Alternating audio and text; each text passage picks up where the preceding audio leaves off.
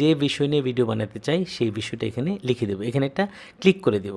Click করার সাথে সাথে আমাদেরকে আসলে জিমেইল কনফার্ম করতে হবে। তো আমি এখানে কনফার্মের মধ্যে একটা ক্লিক করে দিলাম। এই জিমেইলের মধ্যে ক্লিক করে দিলে কিন্তু গুগল এআই স্টুডিওতে লগ ইন হয়ে যাবে।